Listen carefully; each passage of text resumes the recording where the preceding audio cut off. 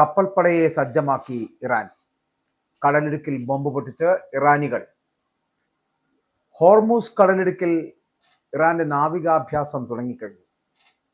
യുഎസിന്റെ ആക്രമണ ഭീഷണി നിലനിൽക്കെയാണ് ഹോർമൂസ് കടലിടുക്കിൽ നാവികാഭ്യാസം തുടങ്ങാൻ ഇറാനികൾ തയ്യാറായത്.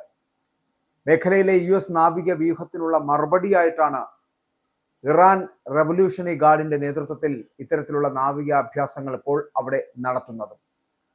നാവികാഭ്യാസം എന്ന് അവസാനിക്കും എന്നതിനെ കുറിച്ച് ഇതുവരെയും വ്യക്തമാക്കിയിട്ടില്ല ഇറാനികൾ. USS എബ്രഹാം ലിങ്കൺ വിമാനവാഹിനിയുടെ നേതൃത്വത്തിലെ നാവിക സന്നാഹം നിലവിൽ ഒമാന് സമീപം അറബിക്കടലിലുണ്ട്. മറ്റൊരു വിമാനവാഹിനിയായിട്ടുള്ള USS ജെറാൾഡ് ആർ ഫോർഡ് മേഖലയിലേക്ക് അടുത്തുകൊണ്ടിരിക്കുന്നു.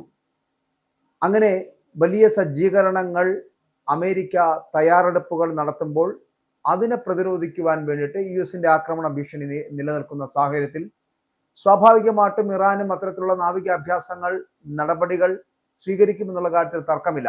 അങ്ങനെയാണ് ഇപ്പോൾ ഹോർമുസ് കടലിടുക്കൽ നാവികാഭ്യാസം തുടങ്ങിക്കൊണ്ട് ഇറാനികൾ അവരുടെ കരുത്ത് തെളിയിക്കുവാനായിട്ട് ഇറങ്ങിയിരിക്കുന്നത് എന്ന് വേണമെങ്കിൽ പറയാം. അതേസമയം യുഎസുമായിട്ടുള്ള പരോക്ഷ ആണവ ചർച്ചയുടെ 2ാം റൗണ്ടിൽ പങ്കെടുക്കുവാൻ ഇറാന്റെ വിദേശകാര്യമന്ത്രിയായിട്ടുള്ള അബ്ബാസ് കരാജി ജനീവയിൽ എത്തിയിരിക്കുന്നു. ഇന്ന് ചർച്ച നടക്കുകയാണ്. യുഎസിന്റെ ഭീഷണികൾക്ക് വഴങ്ങില്ല എന്ന് അരാഗ്ജി ആവർത്തിച്ച് പറയുമ്പോഴും ഉപരോധം നീക്കാമെങ്കിൽ തങ്ങളുടെ ആണവ പദ്ധതിയെ പരിമിതപ്പെടുത്താൻ തയ്യാറാണ് എന്ന് പറയപ്പെടുന്ന അരാഗ്ജി എന്നാൽ ബാലിസ്റ്റിക് മിസൈലുകളെ നിയന്ത്രിക്കണമെന്ന യുഎസിന്റെ ആവശ്യത്തെ അംഗീകരിക്കില്ല എന്ന് തന്നെയാണ് ഇറാനികളുടെ വാദവും. അപ്പോൾ ഏത് നിമിഷവും ഈ യുദ്ധം എന്ന് പറയപ്പെടുന്ന അനിവാര്യത ആകുന്ന ഒരു തലത്തിലേക്ക് എത്തപ്പെടുന്നു. കാരണം യുഎസ് അതിനുള്ള പടക്കോപ്പുകൾ റെഡിയാക്കി കഴിഞ്ഞു. ഇറാനും അതിനുള്ള തന്ത്രങ്ങൾ മെനഞ്ഞു കഴിഞ്ഞു. മാത്രമല്ല പ്രതിരോധത്തിനുള്ള എല്ലാ സജ്ജീകരണങ്ങളുമായി കഴിഞ്ഞു.